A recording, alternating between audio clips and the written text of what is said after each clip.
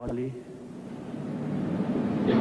عرب میآید با عزت ما، با ننگ ما، با شرف ما، با غیرت ما، با قماندانیت ما، با همه چیز ما غرض داره.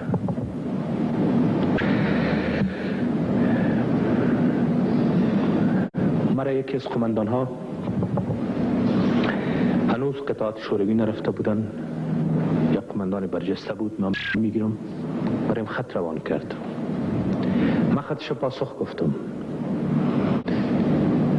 و تمام خواست ها و نیاز هایی که مردم افغانستان داره و مسئولیت هایی که ما در قبال ازی مردم داریم، این سنگر و اون سنگر فرق نمی کنه. هر دوی ما مدعی هستیم که خدمت برای مردم را انجام بدیم و سنگ خدمت مردم را به سینه میزنیم.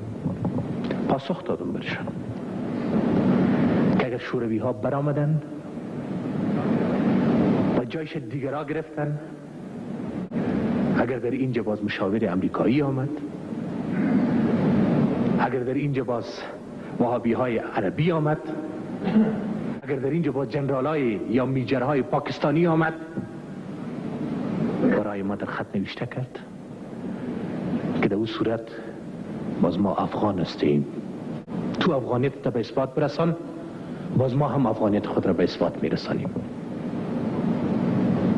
حال دیروزا ما باز خط برش روان کردم و خطش هم این بار بسیار با متن خوب و با محتوای خوب رسید. برش نوشته کردم که نگفته بودم برای شما که اینها می آیند و آمدند. بر خاک ما صرف حال مداخله مطلبی بس نیست، تجاوز. شما از طریق تلویزیون میبینید مگر استقلال خود نداشتن، آزادی نداشتن، غلام خودم شده بودن. اونا اجازه ندادن برش دین ملکت برو ویران کو، اسلامت برباد کو، عزت و ناموست را لیلام کو. از او خاطر که در ظرف 5 ماه گذشته، 5 ماه تمام مردم افغانستان قضاوت خود را انجام دادن. نفرت مردم افغانستان علیشان تحریک شده. نه اونایی که تجارت کردن، اونایی که بانک ها را پر کردن، اونایی که خودش بادیگاردش بگذار تا آخرینش هم که ببینی صاحب بهترین موترها و بهترین قصرها در اختیارشان وجود دارن و کی در میدان های جنگ آمدن و جنگیدن. در اینجا فقط پیسه عرب است و دلار است و دینار است که اینجا روان کرده میرن بوجی و فقط دست یکی دو نفر میته که تو ای برادرت بکش، تو ای برادرت بکش. کاش که اونا اینجا می آمدن در صف اول می جنگیدن. آمد یک چند روز دزدانه در اینجا گلبوتین آمد، ولی با آمدن خود چی کرد؟ برای از اینکه خود سطر رو پوشانده باشد دستور داد که راکت ها را فیر کنین سر کابل. ولو طرفداران 50% امام کشته میشه، چرا که او خود ها داره که کلش از مسلی کشته شو پروانه داره که مزنده باقی بمانم در اینجا. و امیالی شهرها را بگذارین شما در کدام منطقه نیست که این آزاد خورد ندارن بین خود. در اون صورت خو اگر حکومت راستین بیه و سر حکومت کادی کابل بیاین و بگوین که سر تخت یکیش بگوین که من میشینم و دیگیش بگوین که من میشینم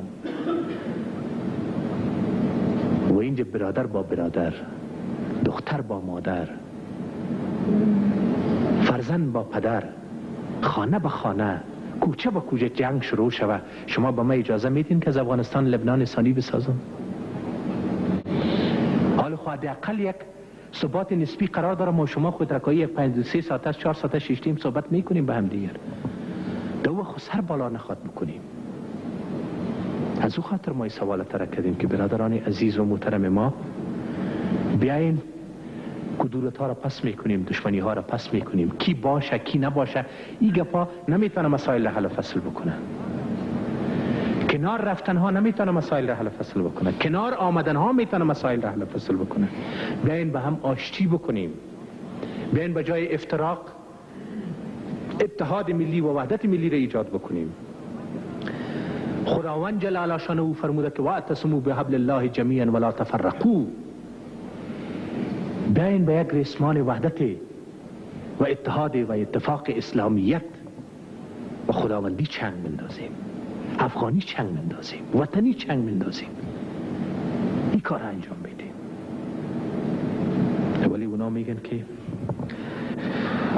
ما به جنگ ادامه میدهیم. ما برای شما میگم که دوام جنگ و طولانی شدن جنگ برای هیچ یکی از طرفین درگیر جنگ مفید واقع نخواهد شد. 10 سال جنگ به اثبات رسید که مفید واقع نشده است، بعد از این هم واقع نخواهد شد. کسانی که میخواهند به جنگ ادامه بدهند معنای آن این است که میخواهند در آخرین تحلیل مالک یک کشور ویران شده، یک اقتصاد خراب شده، سرپرست، بزرگ، رئیس جمهور، حاکم، امیر هزاران طفل یتیم و هزاران بیوزن میخواهی شود.